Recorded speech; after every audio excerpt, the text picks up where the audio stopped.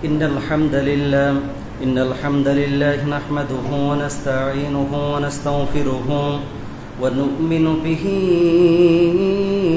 ونتوكل عليه ونعوذ بالله من شرور أنفسنا ومن سيئات أعمالنا من يهده الله فلا مضل له ومن يضلل فلا هادي له أي فلن تجد له وليا مرشدا ونشهد أن لا إله إلا الله وحده لا شريك له والذي لا ضد له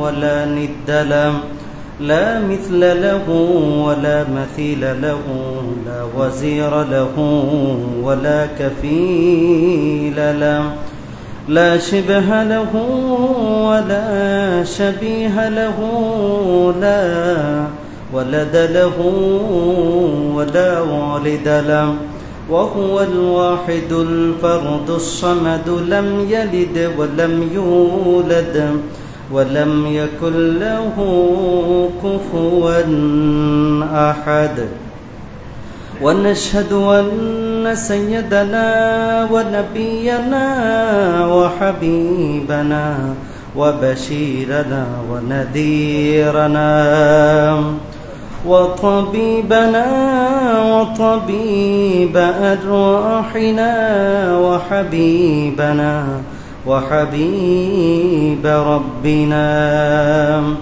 محمدا عبد الله ورسوله أرسله بالحق بشيرا ونذيرا وداعيا إلى الله بإذنه وسراجا منيرا أما بعد فقد قال الله تعالى في كلامه المجيد وفي فرقانه الحميد أعوذ بالله من الشيطان الرجيم بسم الله الرحمن الرحيم ادع إلى سبيل ربك بالحكمة والموعظة الحسنة وجادلهم بالتي هي أحسن إن ربك هو أعلم بمن ضل عن سبيله وهو أعلم بالمهتدين إن الله وملائكته يصلون على النبي يا أيها الذين آمنوا صلوا عليه وسلموا تسليما اللهم صل على محمد وعلى آل محمد كما صليت على إبراهيم وعلى آل إبراهيم إنك حميد مجيد اللهم بارك على محمد وعلى آل محمد كما باركت على إبراهيم وعلى آل إبراهيم إنك حميد مجيد আপনারা কেমন আছেন সবাই? আলহামদুলিল্লাহ। যিনি আমাদেরকে সুস্থ রেখেছেন, ভালো রেখেছেন, তিনি কে? সপ্তাহের শ্রেষ্ঠ দিবসে কৃতজ্ঞ চিত্তে অবনত মস্তকে হৃদয়ের সমস্ত শক্তিকে গলার মাছ বরাবর এনে কণ্ঠের সাথে কণ্ঠের মিল রেখে আমরা সকলে পড়ছি আলহামদুলিল্লাহ। রব্বানা লাকাল হামদ হামদান কাসীরান তাইয়িবান মুবারাকান ফীহি ইয়া রাব্বি লাকাল হামদু কামা ইয়ানবাগি লিজালালি ওয়াজহিক ওয়া আযীমি সুলতানিক। আল্লাহ তাআলার প্রশংসার পরে দরুদ ও সালাম সর্বকালের সর্বযুগের সর্বশ্রেষ্ঠ মহামানব সৈয়দুল মুরসালিন খাতামুন নবীন ইমামুল মুরসালিন তাজুল আম্বিয়া সিরাজুল আম্বিয়া সরকারে দু আলম হাবিবে কিবরিয়া সমস্ত নবী রাসূলের মাথার তাজ আফতাবে নবুয়ত শাহেনশাহের সালাত বিশ্বসভার সভাপতি বিশ্বনবী মুহাম্মদুর রাসূলুল্লাহ সাল্লাল্লাহু আলাইহি ওয়াসাল্লামের প্রতি আল্লাহুম্মা সাল্লিম আলাইহি আল্লাহুম্মা বারিক আলাইহি। সম্মানিত উপস্থিতি, গত জুমায় আমি আলোচনা করেছিলাম আল্লাহর হাবিব সাল্লাল্লাহু আলাইহি ওয়াসাল্লামের দাওয়াতি মিশন, কোন কোন শাসকের কাছে আল্লাহর হাবিব দাওয়াত দিয়েছিলেন, কারা কারা আল্লাহর হাবিবকে সম্মান জানিয়েছিলেন, কারা কারা আল্লাহর হাবিবের চিঠি ফেটে ফেলেছিল, ছিঁড়ে ফেলেছিল, এই সংক্রান্ত বর্ণনা আপনাদেরকে দিয়েছি। সেই ধারাবাহিকতায় আল্লাহর হাবিব সাল্লাল্লাহু আলাইহি ওয়াসাল্লামের আল্লাহর হাবিব সাল্লাল্লাহু আলাইহি ওয়াসাল্লাম কোন কোন দেশের কাছে চিঠি পাঠিয়েছেন এবং আল্লাহর হাবিবের ইন্তেকালের পরে সাহাবায়ে কেরাম রিদওয়ানুল্লাহি তাআলা আলাইহিম আজমাইন কোন কোন দেশে ইসলাম প্রচার করেছিল, কোন কোন দেশে কোন সাহাবীর কবর রয়েছে, এই সংক্রান্ত বর্ণনা আপনাদের সামনে দিব ইনশাআল্লাহ। একটি কথা বলতে চাই, সেটি হচ্ছে যারা কাবা শরীফের সাথে চ্যালেঞ্জ করবে, যারা আল্লাহর হাবিব সাল্লাল্লাহু আলাইহি ওয়াসাল্লামের সাথে চ্যালেঞ্জ করবে, কোরআনের সাথে যারা বেয়াদবি করবে, তাদের যে কি করুণ পরিণতি হবে তার একটি নমুনা আমরা দেখতে পেয়েছি বাংলাদেশের ঢাকা বিভাগের রাজবাড়ী জেলার গোয়ালন্দ উপজেলায়। একজন পাগল, তার নাম হচ্ছে নুরাল পাগলা। কি নাম? পত্রপত্রিকা আপনারা শুনছেন না, দেখছেন না? কি নাম? নুরাল পাগলা। এই নুরাল পাগলা বলছে যে আমি তো কোনো সাধারণ মানুষ নই, আমি ইমাম মাহাদি। নাউজুবিল্লাহ। কোন সে? কি হাদি?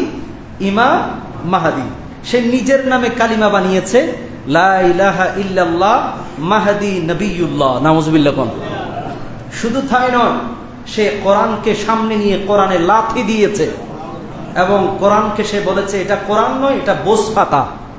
নাউজুবিল্লাহ। কোন কোরআনের আজানের শব্দকে সে বিকৃত করেছে, আর অনেক বেয়াদবি করেছে। গত মাসের 23 আগস্ট বার্ধক্যজনিত কারণে এই শয়তান ইন্তেকাল করেছে, মারা গিয়েছে। তার নাম হচ্ছে নুরাল পাগলা এবং তার ভক্তরা কাবার স্টাইলে তার মাজার বানিয়েছে। নাউজুবিল্লাহ। কোন সে মারা গিয়েছে। তো তাওহিদি জনতার একটি ব্যানারে কিছু সংখ্যক তাওহিদপন্থী যুবক এবং মুরব্বীরা সেটার প্রতিবাদ জানিয়েছে, প্রশাসনের কাছে চিঠি দিয়েছে যে নুরাল পাগলার কবরে তার ভক্তরা কাবার প্রাচীরের মতো ওই স্টাইলে তারা বানিয়েছে এবং তারা বলছে যে এটা ইমাম মাহাদির কবর, জনমের মতো সেখানে সেজদা দাও। নাউজুবিল্লাহ। কোন কিন্তু প্রশাসনের পক্ষ থেকে সার্বিক সহযোগিতা না পাওয়ার কারণে গত জুমায় আমরা যখন জুমার নামাজ পড়ে বেরিয়েছি, গত জুমার নামাজ পড়ে যখন আমরা মসজিদ থেকে বেরিয়েছি, ঠিক সেই সময়ে তাওহীদপন্থী এক শ্রেণীর যুবক সে তার কবরে, তার মাজারে যে বড় বড় দেয়াল বানিয়েছে সেখানে তারা ঢুকে পড়েছে।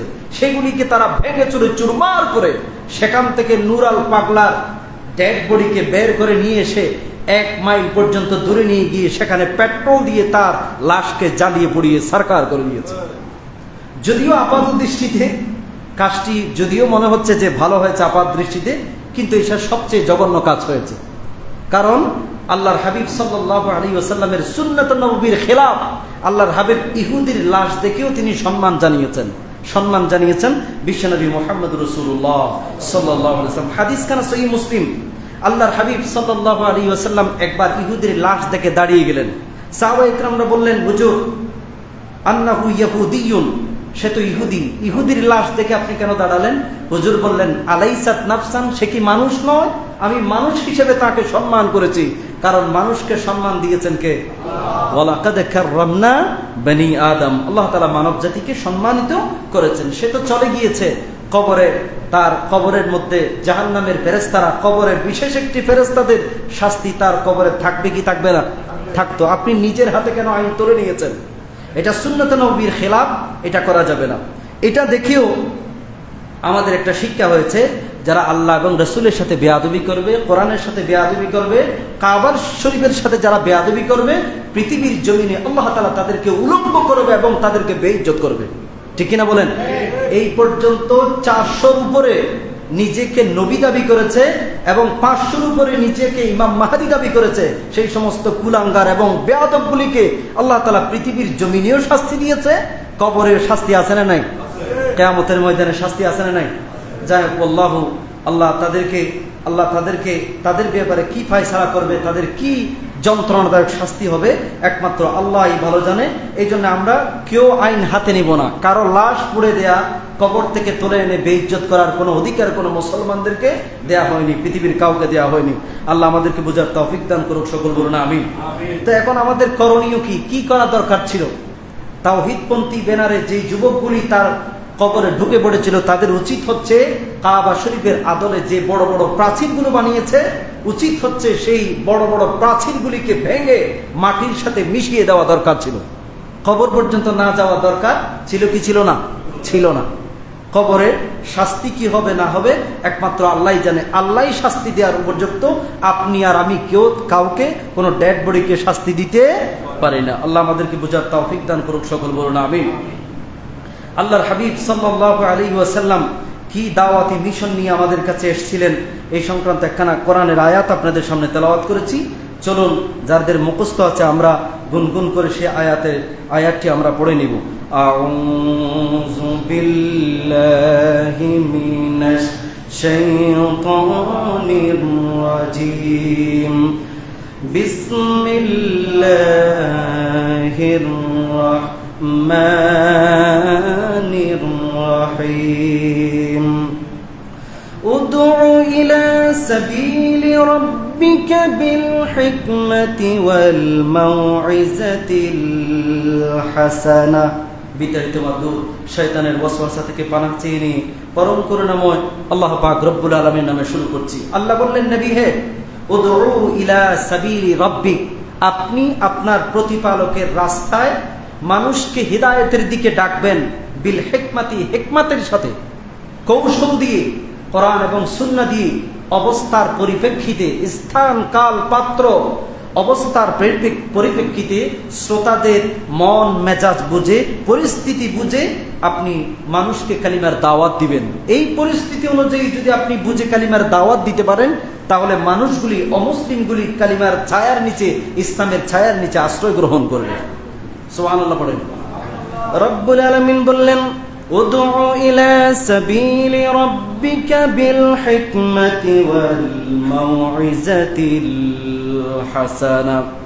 আল্লাহ বললেন, হে নবী, আপনি সহ গোটা আপনার যারা উম্মত আছে তাদেরকে বলে দিবেন, দাওয়াতের ক্যাটাগরি হচ্ছে দুইটি। একটি হচ্ছে হিকমতের সাথে, আর একটি হচ্ছে মাউইজাতিল হাসানা, উত্তম নসিহতের মাধ্যমে আপনি কালিমার দাওয়াত দিবেন। উদউ আমরের ওয়াহাদ মুযাক্কার হাজারের সিগা। হে নবী, আল্লাহর রাস্তায় দাওয়াত দিবেন হিকমতের সাথে। যেই সময় যে হিকমত, যে কৌশলটি অবলম্বন করলে শ্রোতাদের দৃষ্টি আকর্ষণ হবে, মানুষগুলি হিদায়াতের দিকে ধাবিত হবে, সেই কৌশলই আপনি অবলম্বন করবেন। হিকমতের কত অর্থ, সুবহানাল্লাহ! হিকমতের কত হাজার হাজার অর্থ আছে, কেউ জানে না। জানে একজন, তিনি কে? আমরা কয়েকটা অর্থ জানি। হিকমত মানে কৌশল অবলম্বন করা। হিকমত মানে স্থান কাল পাত্র ভেদে, অবস্থার পরিপ্রেক্ষিতে দ্বীনের দাওয়াত দেয়া, পড়া এবং তাদেরকে কালিমার দাওয়াত দেয়া। লা ইলাহা ইল্লাল্লাহু মুহাম্মাদুর রাসূলুল্লাহ সাল্লাল্লাহু আলাইহি ওয়াসাল্লাম। হিকমত মানে কৌশল অবলম্বন করতে হবে, শ্রোতাদের এবং মুসলিমদের তাদের মন মেজাজ বুঝে কালিমার দাওয়াত দিতে হবে। ওয়াল মাউইজাতিল হাসানা, ইমাম হযরত জালালউদ্দিন সুয়ুতি রাহিমাহুল্লাহ, জনাব আল্লামা সালাউদ্দিন পানিপতি রাহিমাহুল্লাহ, আল্লামা জালালউদ্দিন সুয়ুতি বললেন, আল মাউইজাতুল হাসানা মানে যেখানে ধমকও থাকবে, যেখানে ধমক সুরে কথাও থাকবে, মিষ্টি সুরে কথাও থাকবে। দিনের দাওয়াত দিতে গেলে মাঝে মাঝে তাদেরকে ধমক দেওয়া লাগবে, তাদেরকে মাঝে মাঝে ভীতি প্রদর্শন, জাহান্নাম থেকে, জাহান্নামের এই ভয়ঙ্কর পরিস্থিতি সম্পর্কে তাদের সামনে তুলে ধরতে হবে।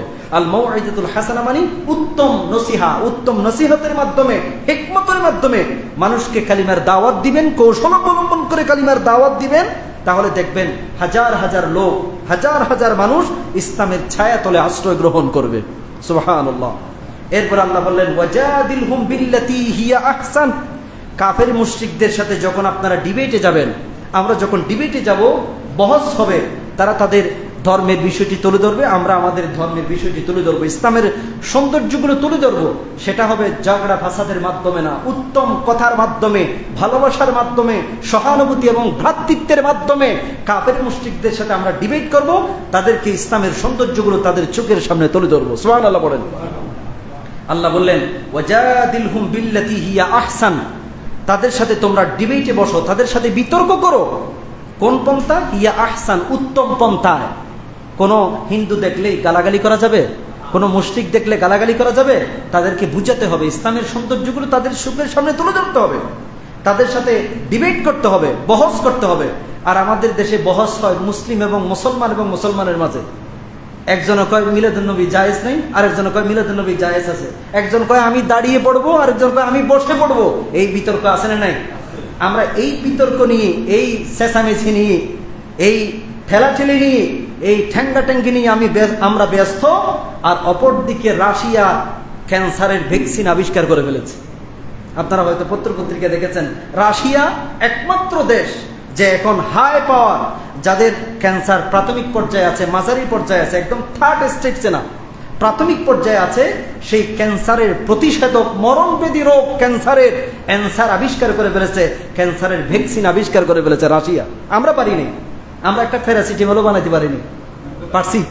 একটা নাভা প্যারাসিটামল আমরা বানাতে পারিনি, কিন্তু Russia invented the vaccine of cancer, ক্যান্সারের ভ্যাকসিন আবিষ্কার করে ফেলেছে। পত্রপত্রিকায় আজকে আপনারা দেখেছেন, আপনারা গুগলে সার্চ করলে দেখতে পাবেন যে রাশিয়া কিসের ভ্যাকসিন আবিষ্কার করেছে? ক্যান্সারের। অথচ আমরা মিলাদুন নবী নিয়ে, এই নিয়ে নবী গায়েব জানে কি জানে না, নবী নূর না মাড়ি, তারপরে জুলুস জায়েজ না না জায়েজ, হ্যাঁ, দুই পক্ষের মারামারি হানাহানি আছে না নাই? ওই ফাঁকে মুশরিকগুলি আজকে যোজন উন্নতির শিখরে পৌঁছে গেছে। ঠিক কিনা বলেন? এই জন্য আমাদেরকে কৌশল অবলম্বন করে কালিমার দাওয়াত দিতে হবে, আমাদের তাদের সাথে ডিবেট করতে হবে, উত্তম পন্থা হিয়া আহসান। আল্লাহ বললেন ইন্না রাব্বাকা হুয়া আ'লামু বিমান দাল্লা আন সাবিলিহি ওয়া হুয়া আ'লামু বিল মুহতাদিন।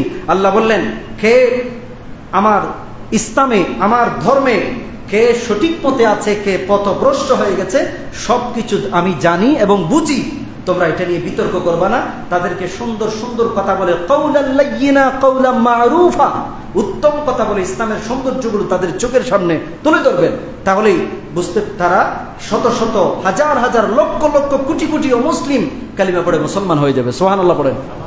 আর আমরা যদি এটা নিয়ে মারামারি করি, ঠ্যাঙ্গাটাঙ্গি করি, মিলাদুন নবী, সিরাতুন নবী, এই নিয়ে যদি বাড়াবাড়ি করি, কবর থেকে এই ডেড বডিগুলি তুলে যদি আমরা পুড়ি দেই, তাহলে একটা ভুল মেসেজ মুশরিকদের কাছে পৌঁছে যাবে। তারা বলবে যে তারা আমাদেরকে কিভাবে ভালোবাসবে, তারা আমাদেরকে কিভাবে হেদায়েত করবে, যারা তাদের স্বজাতি ভাইগুলিকে কবর থেকে তুলে লাশগুলো পুড়িয়ে ফেলে। ঠিক কিনা বলেন? এই জন্য আমাদেরকে অবস্থার পরিপ্রেক্ষিতে, স্থান কাল পাত্র ভেদে, অবস্থার পরিপ্রেক্ষিতে শ্রোতাদের মন মেজাজের উপর নির্ভর করে কালিমার দাওয়াত দিতে হবে। লা ইলাহা ইল্লাল্লাহু মুহাম্মাদুর রাসূলুল্লাহ সাল্লাল্লাহু আলাইহি ওয়াসাল্লাম। আল্লাহর হাবিব কৌশল অবলম্বন করতেন। তিনি সর্বপ্রথম দেখলেন যে মক্কার কাফিরদের পক্ষ থেকে কোনো সাহায্য পাচ্ছে না, সহযোগিতা পাচ্ছে না। মুসলমানদের উপর নির্যাতন, নৌ মুসলিমদেরকে প্রতিদিন পেটানো হতো, তাদেরকে গরম পানি মারা হতো, তাদেরকে আঘাত করা হতো। আল্লাহর হাবিব সাল্লাল্লাহু আলাইহি ওয়াসাল্লামের কাছে নৌ মুসলিমরা অভিযোগ করেছে। তারা এসে বললেন, ইয়া রাসূলুল্লাহ, কাফের মুশরিকগুলি আমাদের উপর নির্যাতন চালাচ্ছে, তাদের চুকরাঙ্গানি, প্রতিকূল পরিবেশ, আপনি একটা ব্যবস্থা আমাদেরকে করে দেন যাতে করে আমরা কালিমার দাওয়াত দিতে পারি। আল্লাহর হাবিব সাল্লাল্লাহু আলাইহি ওয়াসাল্লাম রব্বুল আলামিনের অনুমতি ক্রমে আল্লাহর পক্ষ থেকে ওহী প্রাপ্ত হয়ে সাহাবীদের একটি ক্ষুদ্র দলকে তিনি আবিসিনিয়ায় হিজরত করার নির্দেশটি দিয়েছেন একজন, তিনি কে? মুসলমানদের একটি ক্ষুদ্র দল, 20 থেকে 25 জনের একটি ক্ষুদ্র দল আবিসিনিয়ায় হিজরত করেছে। আবিসিনিয়ায় হিজরত করার সাথে সাথে পুরো আফ্রিকার জমিনে ইসলাম নামক সেই শিশু ইসলাম, আর শিশু ইসলাম নাই, ইসলাম ছড়িয়ে ছিটিয়ে গেছে। সুবহানাল্লাহ বলেন। আজকে আফ্রিকার জমিনে ইসলাম প্রচারের, ইসলাম যে আমরা দেখতে পাচ্ছি সেটা হচ্ছে সাহাবায়ে কিরাম রিদওয়ানুল্লাহি তাআলা আলাইহিম আজমাইন, মুহাজির এবং আনসার মুহাজিরদের রক্তের বদৌলতে, তাদের দাওয়াতি কার্যক্রমের কারণে আফ্রিকার জমিনে কালিমার দাওয়াত ছড়িয়ে ছিটিয়ে গেছে। এরপরে আল্লাহর হাবিব সাল্লাল্লাহু আলাইহি ওয়াসাল্লাম চিন্তা করলেন যে তায়েফের ময়দানের মানুষগুলি সূর্য পূজা করে, তারকা পূজা করে, প্রাকৃতিক শক্তির আরাধনা করে, পূজা করে, তাদেরকে কিভাবে জাহান্নামের আগুন থেকে মুক্ত করা যায় আল্লাহর হাবিব কৌশল অবলম্বন করলেন। তিনি হযরতে যায়েদ ইবনে হারেসাকে নিয়ে মক্কা থেকে প্রায় 900 কিলোমিটার দূরে তায়েফের ময়দানে কালিমার দাওয়াত দেওয়ার জন্য তিনি প্ল্যান করলেন। সাথে আছে হযরতে যায়েদ ইবনে হারেসা। 21 ঘন্টা সফর করেছেন, হেঁটে হেঁটে 3 দিনের না খাওয়া নবী কোথায় গিয়েছেন? তায়েফের জমিনে। কোথায় গিয়েছেন? তায়েফের জমিনে গিয়ে তিনি বড় বড় গোত্রের 15 জন লিডারকে কালিমার দাওয়াত দিলেন, লা ইলাহা ইল্লাল্লাহু মুহাম্মাদুর রাসূলুল্লাহ সাল্লাল্লাহু আলাইহি ওয়াসাল্লাম। এই কালিমার দাওয়াত যখনই দিলেন, তারা আল্লাহর হাবিবের উপর নির্যাতনের স্টিম রোলার চালাতে শুরু করলেন। আল্লাহর হাবিবকে ধাক্কা দিয়ে মাটিতে ফেলে দিলেন এবং উশৃঙ্খল কিছু যুবক আল্লাহর হাবিবের পেছনে লেলিয়ে দিলেন। আল্লাহর হাবিবকে পাথর মারতে শুরু করলেন। সিরাত ইবনে হিশামের মধ্যে এসেছে, আল্লাহর হাবিব সাল্লাল্লাহু আলাইহি ওয়াসাল্লাম মুশরিকদের পাথরের আঘাতে 3 বার বেহুশ হয়ে জমিনে পড়ে গেলেন। কয়বার? 3 বার বেহুশ হয়ে জমিনে পড়ে গেলেন। পাহাড় রক্ষী ফেরেশতারা বললেন, ইয়া রাসূলুল্লাহ, আপনার কান্না দেখে, আপনার রক্তাক্ত দেহ দেখে ফেরেশতাদের মধ্যে কান্নার রুল পড়ে গেছে, আপনি আমাদেরকে অনুমতি দেন এই তায়েফের ময়দানে, তায়েফের এই বড় বড় পাহাড়গুলি যে আছে, পাহাড়গুলি চাপা দিয়ে মুশরিকের বাচ্চাগুলিকে মুহূর্তে জমিন থেকে সাফ করে দেই।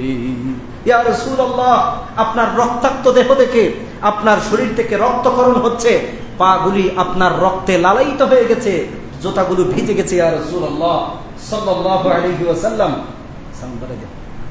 ইয়া রাসূলুল্লাহ সাল্লাল্লাহু আলাইহি ওয়াসাল্লাম, রক্তে আপনার শরীর লাল হয়ে গেছে, হুজুর আপনি আমাদেরকে একটু অনুমতি দেন, আমরা এই পাহাড়গুলি সাফা দিয়ে মুশরিকের গোষ্ঠী সুদ্ধা সাফ করে দেই। আল্লাহর হাবিব বললেন, তোমাদের কথা মতো যদি আমি বলি যে তোমরা কাফেরগুলিকে শেষ করে দাও, তাদেরকে সাফ করে দাও, তাহলে আমি কার কাছে পৌঁছাবো? লা ইলাহা ইল্লাল্লাহু মুহাম্মাদুর রাসূলুল্লাহ সাল্লাল্লাহু আলাইহি ওয়াসাল্লাম, আমি যদি তাদেরকে শেষ করে দেই, কার কাছে কালিমার দাওয়াত দিব? কিতাবের মধ্যে আসছে আল্লাহর হাবিব সাল্লাল্লাহু আলাইহি ওয়াসাল্লাম সেই দিন মুনাজাত করেছেন এবং তিনি বললেন, এই প্রজন্মের লোকগুলি যদিও কালিমার দাওয়াত গ্রহণ না করে, কিন্তু পরবর্তী প্রজন্মের লোকেরা, তায়েফের পরবর্তী প্রজন্মের লোকেরা দলে দলে তারা ইসলামের সুশীতল ছায়ার নিচে আশ্রয় গ্রহণ করবে। হয়েছেও তাই। আল্লাহর হাবিব সাল্লাল্লাহু আলাইহি ওয়াসাল্লামের হাতে পরবর্তী প্রজন্ম, আল্লাহর হাবিবের ইন্তেকালের পরেও পরবর্তী প্রজন্মগুলি ইসলামের দীক্ষায় দীক্ষিত হয়েছে, কালিমা পড়ে মুসলমান হয়ে গেছে। সুবহানাল্লাহি ওয়া বিহামদিহি। তাহলে প্রথম হিজরত, প্রথম মিশন হচ্ছে মুসলমানরা আবিসিনিয়ায় হিজরত করেছে, সেখান থেকে আফ্রিকার জমিনে ইসলাম ঢুকে পড়েছে। দ্বিতীয় নম্বর, আল্লাহর হাবিব তায়েফের ময়দানে হিজরত করেছেন। 3 নম্বর হচ্ছে আল্লাহর হাবিব হিজরত করেছেন কোথায়? মক্কা থেকে কোথায়? মদিনায় হিজরত করেছেন। মক্কা থেকে মদিনায় হিজরত করার কারণে শিশু ইসলাম, তখন ইসলামের আলো টিমটিম করে সবেমাত্র চলছে, সেই ইসলামের আলো মদিনায় পৌঁছে গেছে। মদিনা থেকে পুরো বিশ্বে ইসলামের আলো ছড়িয়ে গেছে। সুবহানাল্লাহি ওয়া বিহামদিহি। তাহলে প্রথম হচ্ছে আবিসিনিয়ায় মুসলমানদের হিজরতের কারণে ইসলাম বৃদ্ধি পেয়েছে, ইসলামের অনুসারী বৃদ্ধি পেয়েছে। দ্বিতীয় নম্বর হচ্ছে তায়েফের ময়দানের হিজরত, এরপরে তৃতীয় নম্বর হচ্ছে হিজরত। চতুর্থ নম্বর হচ্ছে আল্লাহর হাবিব বিভিন্ন রাজা বাদশাদের কাছে চিঠি পাঠিয়েছিল। সেই রাজা বাদশাদের কাছে যে আল্লাহর হাবিব চিঠি পাঠিয়েছিলেন, সেই প্রথম হচ্ছে ওই নাজ্জাশী বাদশা, দ্বিতীয় নম্বর হচ্ছে রোম, প্রেসিডেন্ট অফ রোম, তার নাম হচ্ছে হিরাক্লিয়াস। কি নাম? হিরাকল বাদশা। তার কাছে আল্লাহর হাবিব সাল্লাল্লাহু আলাইহি ওয়াসাল্লাম চিঠি পাঠিয়েছেন। বিসমিল্লাহির রাহমানির রাহিম। আল্লাহর হাবিব তার চিঠিটা বিসমিল্লাহ দিয়ে শুরু করলেন। কি শুরু করলেন? আপনারাও যখন কোনো কাজ শুরু করবেন তখন কি দিয়ে শুরু করবেন? বিসমিল্লাহ দিয়ে। আল্লাহর হাবিব বললেন, মান লাম ইয়াবদা বিসমিল্লাহি ফাহুয়া আত্তা, যে ব্যক্তি বিসমিল্লাহ দিয়ে কোনো কাজ শুরু করে না তার কাজটির লেজ কাটা হয়, অসম্পূর্ণ থাকে, অপূর্ণাঙ্গ অবস্থায় থাকে। এই জন্য শুরুতেই কার নাম স্মরণ করতে হবে? আল্লাহর হাবিব চিঠি লিখলেন, চিঠির ভাষার প্রারম্ভে তিনি শুরু করলেন বিসমিল্লাহির রহমানির রহিম। কিভাবে চিঠি লিখতে হয়, কিভাবে কূটনৈতিক ভারসাম্য রক্ষা করতে হয় শিখিয়ে গিয়েছেন সারা পৃথিবীর সমস্ত রাষ্ট্রপ্রধানদের কাছে। কে শিখিয়েছেন?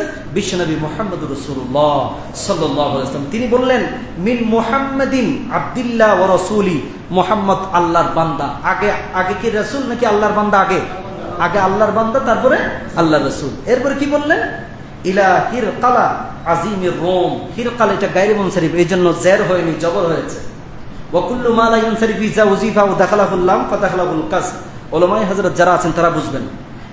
হিরাক্লিয়াস বাদশার কাছে পাঠিয়েছে চিঠি আজিমের রোম। তিনি রোমের বিশাল বড়, অনেক বড় বাদশা, প্রেসিডেন্ট। তিনি সালাম দিলেন, সালামুন আলা মানিত্তাবাল হুদা, যারা হেদায়েত গ্রহণ করবে, ওই ব্যক্তি যিনি হেদায়েতের অনুসরণ করেন তার উপর সালাম। আপনিও যখন কোনো হিন্দু দেখবেন সাথে তার সাথে মুসলিম আছে, সাথে খ্রিস্টান আছে, তখন আপনি সালাম দিতে পারবেন। সালামের শব্দটি কিরকম হবে তাও শিখিয়ে দিয়েছেন আল্লাহর হাবিব। বললেন, সালামুন আলা মানিত্তাবাল হুদা। অনেকে মনে করে যে হিন্দু আছে সালাম দিব কেন, মুসলমানও আছে, হিন্দু আছে, খ্রিস্টান আছে, সালাম দিলে বলছে গুনাহ হবে না। আপনি সালাম দিতে পারবেন, তবে সালামের বাক্যটা হবে এই যে সালামুন আলা মানিত্তাবাল হুদা, সালামুন আলা মানিত্তাবাল হুদা। এরপর আল্লাহর হাবিব বললেন, সালাম দিলেন, বললেন, আসলিম তাসলিম।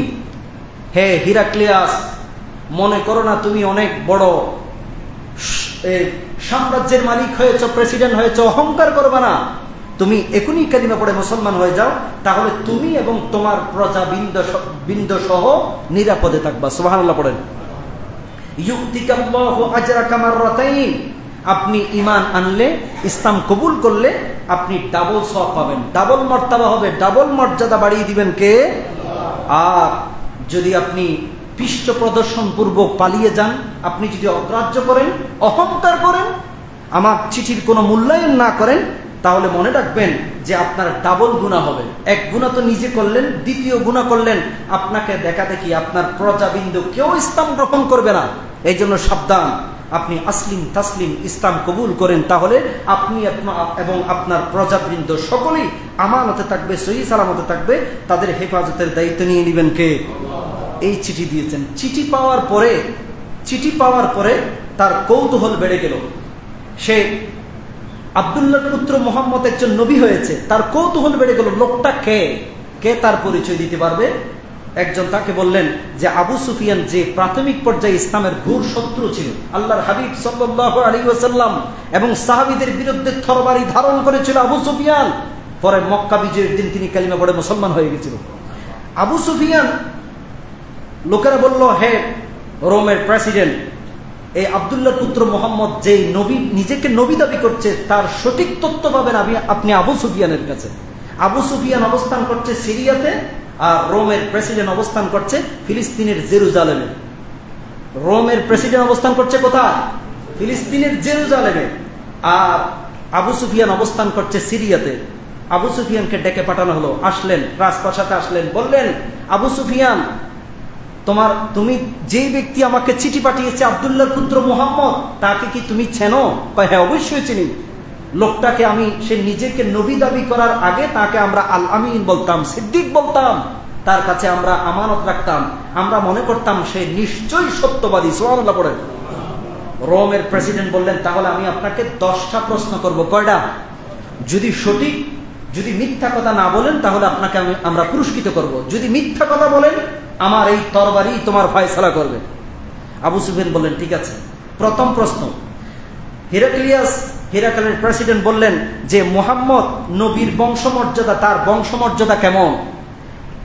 আবু সুফিয়ান বললেন, সে যেহেতু আমার বংশে, সে কুরাইশ বংশে জন্মগ্রহণ করেছে। আরবে যত গোত্র ছিল, যত সম্প্রদায় ছিল, সমস্ত গোত্রের চেয়ে শ্রেষ্ঠ গোত্র হচ্ছে কুরাইশ বংশ, কুরাইশ গোত্র। তার বংশমর্যাদা হচ্ছে আকাশচুম্বী, সে উন্নত বংশে সে জন্মগ্রহণ করেছে।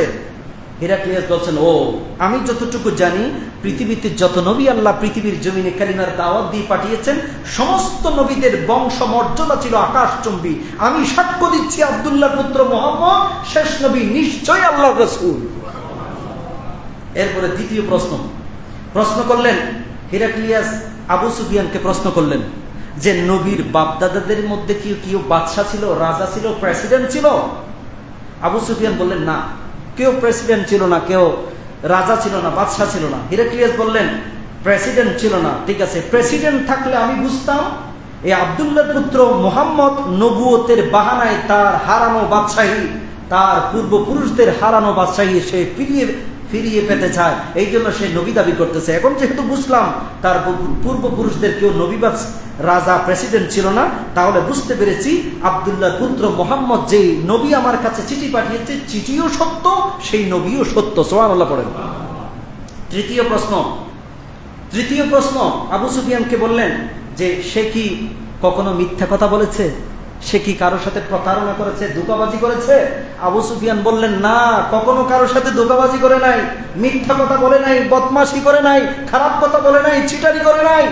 আমরা তার চরিত্রের ব্যাপারে সার্টিফাই করছি, এমনকি আমাদের মূল্যবান স্বর্ণ, রৌপ্য, জহরত সবকিছু তার কাছে, তার সত্যবাদীদের কাছে, তার কারণে তার কাছে আমরা আমানত রাখতাম। সুবহানাল্লাহ পড়ে।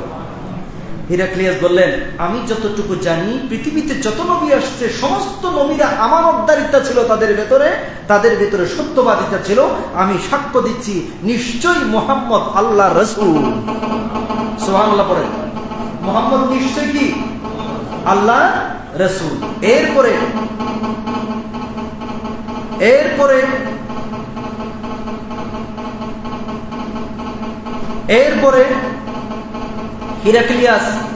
হিরাক্লিয়াস আবু সুফিয়ানের কাছে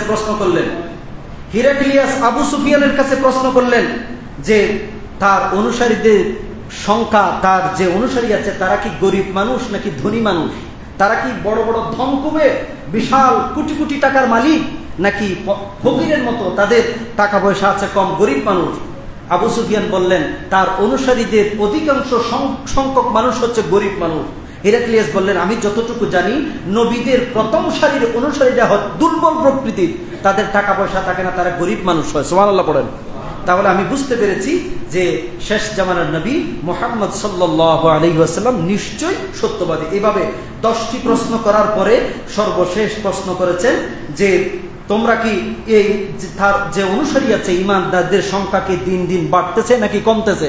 আবু সুফিয়ান বললেন, প্রথমে ছিল 20 জন, তারপরে 100 জন, তারপরে 1000, 2000, 3000, 4000, 5000, এভাবে বাড়তেই আছে।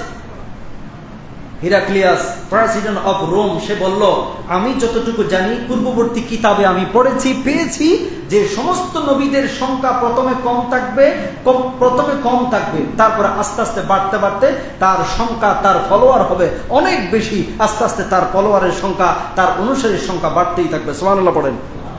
এই 10টা প্রশ্ন, আরো অনেক প্রশ্ন আছে।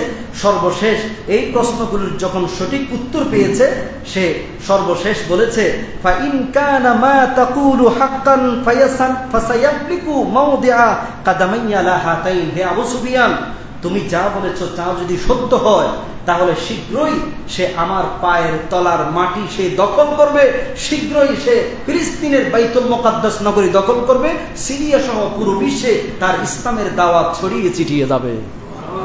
সুবহানাল্লাহি ওয়া বিহামদিহি। তবে আমি জানি আ'লামু আন্নাকা খারিজ, আমি জানি শেষ জামানায় একটা নবী আসবে, তবে যে তোমাদের বংশ থেকে আসবে এটা আমি জানতাম না, কিন্তু আজকে নিশ্চিত হলাম। শোনো আবু সুফিয়ান, আমি যদি তাকে কখনো পাই, সামনে পাই, ওয়ালাউ কুনতু ইনদাহু লাগাসালতু আলা কাদামাই, আমি যদি তাকে কাছে পেতাম তার পা দুটো আমি নিজ হাতে ধুয়ে দিতাম, ওয়া কাব্বালতু আলা ওয়াজহি, তার চেহারায় একটা চুমু খেতাম, ওয়া সাল্লামতু আলা ইয়াদিহি, আমি তার হাতে হাত রেখে কালিমা পড়ে মুসলমান হয়ে যেতাম। সম্মান করছে না হিরাক্লিয়াস? তবে সে কি ঈমান এনেছে নাকি ঈমান আনে নাই, এই ব্যাপারে ঐতিহাসিকদের দুইটি মত আছে। কেউ বলেছেন সে কালিমা পড়ে মুসলমান হয়ে গেছে, আরেক শ্রেণী বললেন সে আল্লাহর হাবিব সাল্লাল্লাহু আলাইহি ওয়াসাল্লামের চিঠিপত্রে সম্মান করেছে কিন্তু সে ঈমান আনে নাই। যাই হোক, আল্লাহু আ'লাম বিমুরাদিহি বিযালিক। তাহলে আল্লাহর হাবিব সাল্লাল্লাহু আলাইহি ইসলাম বিভিন্ন রাজা বাদশাদের কাছে দ্বীনের দাওয়াত দিয়েছেন। তৎকালীন সময়ের যে সুপার পাওয়ার ছিল, 6টা বড় বড় সুপার পাওয়ার ছিল। 1 নম্বর হচ্ছে নাজ্জাশী বাদশা, 2 নম্বর হিরাক্লিয়াস, 3 নম্বর কিসরা পারভেজ, মোকাওকিস, হাউজা ইবনে আলী, হারিস ইবনে আবি শামির আল গাসসানি। ইথিওপিয়ার প্রেসিডেন্ট, রোমের প্রেসিডেন্ট, পারস্যের প্রেসিডেন্ট, ইয়ামামার প্রেসিডেন্ট, শাম এবং সিরিয়ার প্রেসিডেন্ট তাদেরকে কালিমার দাওয়াত দিয়েছেন। তারা কালিমার দাওয়াত পেয়ে অনেকে কালিমার দাওয়াত গ্রহণ করেছে। মাত্র গুটি কয়েকজন রাষ্ট্রপ্রধান আল্লাহর হাবিবের দ্বীনি দাওয়াত প্রত্যাখ্যান করেছে, বাকিগুলি কালিমা পড়ে মুসলমান হয়ে গেছিলেন। সুবহানাল্লাহ পড়েন। তৎকালীন সময়ে সুপার পাওয়ার ছিল দুইটা সাম্রাজ্য, একটা হচ্ছে রোমান সাম্রাজ্য আর একটা পারস্য সাম্রাজ্য। আমরাও এই বর্তমান বিশ্বে দেখা যায় সুপার পাওয়ার দাবি করে আমেরিকা 1 নম্বর, 2 নম্বর রাশিয়া। আল্লাহর হাবিব সাল্লাল্লাহু আলাইহি ওয়াসাল্লাম তৎকালীন সময়ে সুপার পাওয়ার রোমান সাম্রাজ্য এবং পারস্য সাম্রাজ্যে কালিমার দাওয়াত দেওয়ার কারণে সিরিয়া, মিশর, প্যালেস্টাইন, আনাতোলিয়া, ইউরোপের কিছু অংশ, ইরাক, ইরান, ইয়েমেন, আফগানিস্তান, মধ্য এশিয়ার কিছু অংশে কালিমার দাওয়াত ছড়িয়ে ছিটিয়ে গেছে, এখনো বাড়ছে। প্রতিদিন মুসলমানদের সংখ্যা বাড়তেছে। আল্লাহু আকবার। এটা হচ্ছে সবকিছু আল্লাহর হাবিব সাল্লাল্লাহু আলাইহি ওয়াসাল্লামের দ্বীনি দাওয়াতের ফসল। আল্লাহর হাবিব সাল্লাল্লাহু আলাইহি ওয়াসাল্লামের জীবনের শেষ পর্যায়ে বিদায় হজের ভাষণ 632 খ্রিস্টাব্দে ঐতিহাসিক একটি যুগান্তকারে তিনি ভাষণ দিলেন। তিনি বললেন, বাল্লিগু আন্নি ওয়ালাউ আয়া। হে সাহাবায়ে কেরাম, আমার কেন যেন মনে হচ্ছে যে এটি তোমাদের সাথে আমার শেষ সাক্ষাৎ। আমি দ্বীনের দাওয়াত দেওয়ার জন্য হয়তো আর সুযোগ নাও পেতে পারি, আর তোমাদেরকে আমি বলছি যে তোমরা আমার একটি আয়াত হলেও তোমরা আমার পক্ষ থেকে আমি যা যা বলেছি সেখান থেকে একটি আয়াত হলে তোমরা পৌঁছিয়ে দাও। সুবহানাল্লাহ পড়েন। আল্লাহর হাবিব সাল্লাল্লাহু আলাইহি ওয়াসাল্লাম আরাফাতের ময়দানে বিদায় হজের শেষ ভাষণে আল্লাহর হাবিবের সামনে শ্রোতা ছিল 1,30,000। কত হাজার? এখানে কত হবে? 1,500 ওইরকমই। আল্লাহর হাবিবের সামনে 1,30,000। ইমাম নববী বললেন 1,24,000। আল্লামা জালালউদ্দিন সুয়ুতি বললেন 1,30,000। কেউ কেউ বলেছেন 1.5 লক্ষ সাহাবা ইকরাম আল্লাহর হাবিবের সামনে ছিল। সকলেই এক বাক্যে হাত উঠিয়ে আল্লাহর হাবিবের সাথে ওয়াদা করলেন যে আপনার পক্ষ থেকে যেই দ্বীনি দাওয়াতগুলি আপনি আমাদেরকে দিয়েছেন, তাওহীদের বাণী প্রচার করেছেন, কোরআন যে আল্লাহর পক্ষ থেকে আমাদেরকে দিয়েছেন, নামাজ পেয়েছি, সবকিছু পেয়েছি, এই সবগুলি আমরা বিশ্বের সর্বত্র আমরা পৌঁছিয়ে দেওয়ার জন্য প্রাণান্তকর প্রচেষ্টা করব। সুবহানাল্লাহ। আল্লাহর হাবিব ইন্তেকাল করলেন। ইন্না লিল্লাহি ওয়া ইন্না ইলাইহি রাজিউন। এবার আসুন একটি বিশ্লেষণমূলক তথ্য আপনাদেরকে দিই। মক্কাতে সবচেয়ে বড় কবরস্থানের নাম হচ্ছে মাকবারাতুল মুআল্লা। সবচেয়ে বড় কবরস্থান, বিখ্যাত কবরস্থান জান্নাতুল মুআল্লা। আর মদিনাতে সবচেয়ে বড় কবরস্থান হচ্ছে মাকবারাতুল বাকি, জান্নাতুল বাকি। যারা হজ করেছেন তারা জানবেন। সেখানে 1-2 সাহাবী নয়, 10,000 সাহাবা ইকরাম সেখানে শুয়ে আছে। সেখানে আছে হযরত ফাতেমা রাদিয়াল্লাহু তাআলা আনহা, আছে হযরত আয়েশা রাদিয়াল্লাহু তাআলা আনহা, আছে রুকাইয়া, হযরত আল্লাহর হাবিব সাল্লাল্লাহু আলাইহি ওয়াসাল্লামের ছেলে ইব্রাহিম, হযরত হাসান রাদিয়াল্লাহু তাআলা, হযরত আলী, হযরত হালিমাতুস সাদিয়া, আল্লাহর হাবিবের দুধমা হালিমাতুস সাদিয়া রাদিয়াল্লাহু তাআলা আনহা, হযরত ওসমান, হযরত আব্দুল্লাহ ইবনে মাসউদ রাদিয়াল্লাহু তাআলা আনহু, ইমাম বাকের সহ প্রায় 10,000 সাহাবা ইকরাম জান্নাতুল বাকিতে শুয়ে আছে। সুবহানাল্লাহ পড়েন।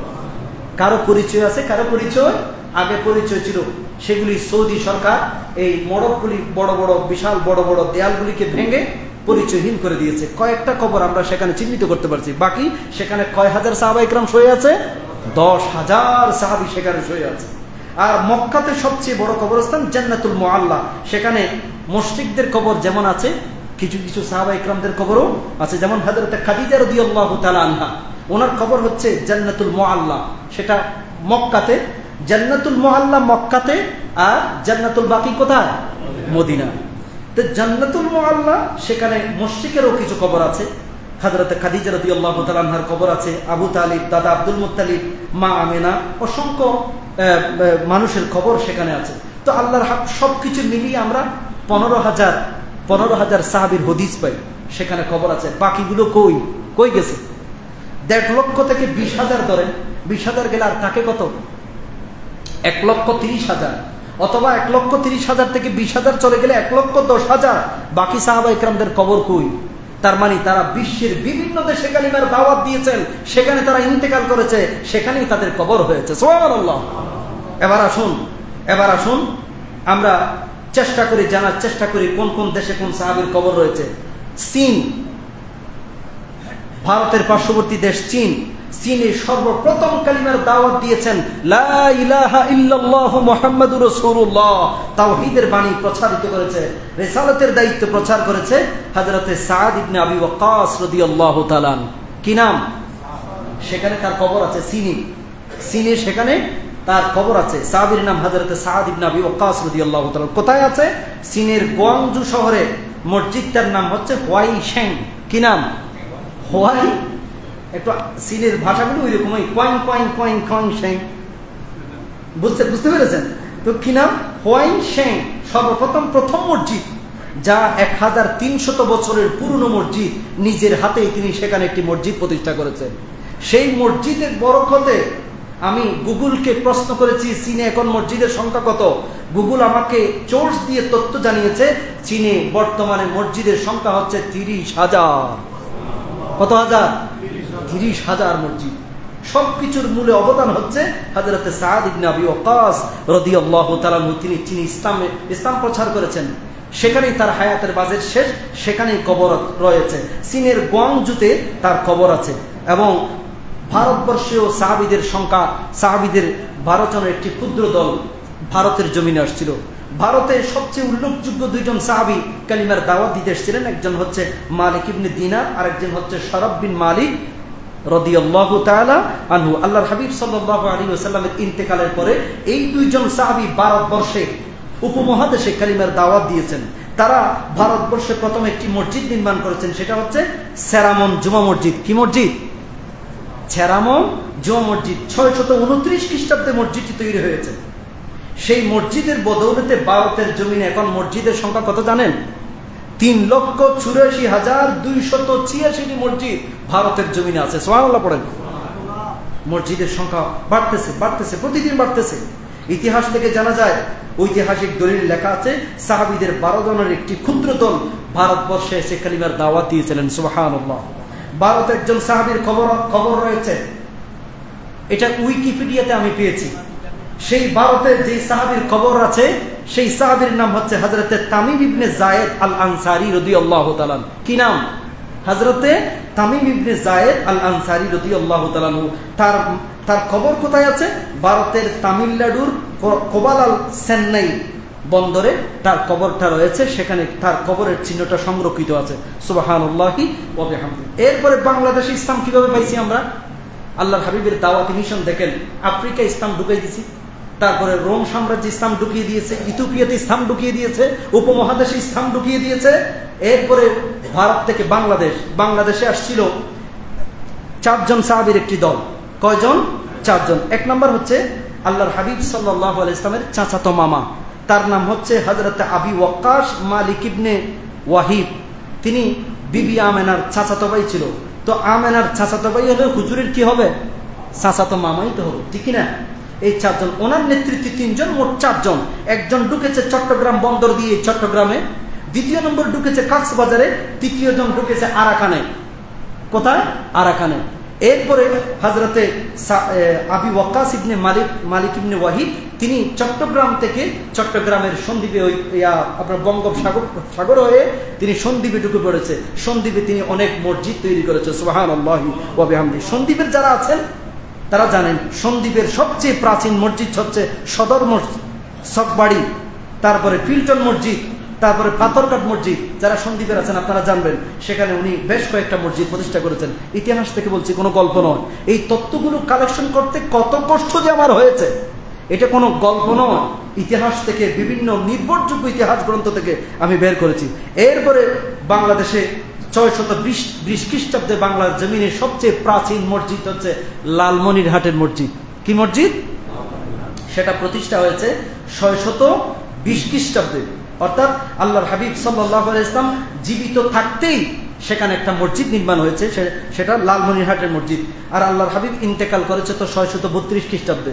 620 খ্রিস্টাব্দে যদি মসজিদ প্রতিষ্ঠা হয়, তাহলে কি সেটা কি আল্লাহর হাবিবের জীবদ্দশায় হয়েছে নাকি আল্লাহর হাবিবের ইন্তেকালের পরে হয়েছে?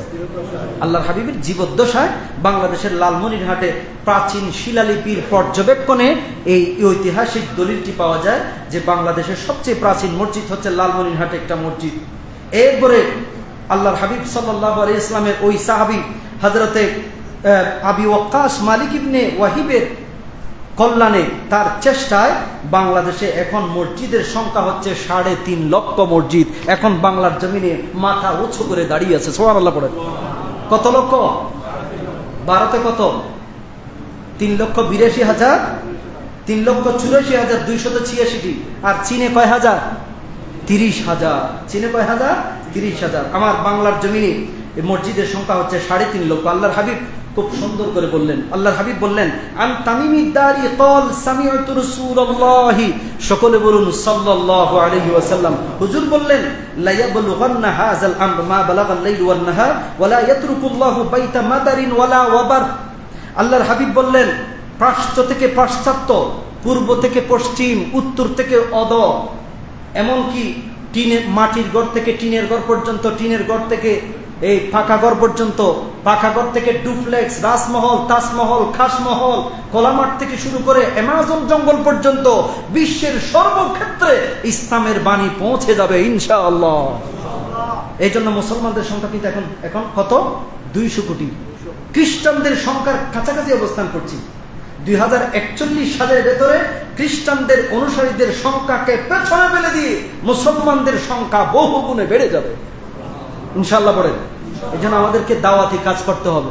তাহলে আপনাদেরকে বলেছি কি, আল্লাহর হাবিবের সাল্লাল্লাহু আলাইহি ইসলামের ওই ইথিওপিয়া দাওয়াতি মিশন থেকে শুরু করে বাংলার জমিন পর্যন্ত ধারাবাহিক যে দাওয়াতের প্ল্যাটফর্মটা আপনাদেরকে শুনিয়ে দিয়েছি। এরপরে বাকি কথা ইনশাআল্লাহ আগামী জুমায় শেয়ার করব।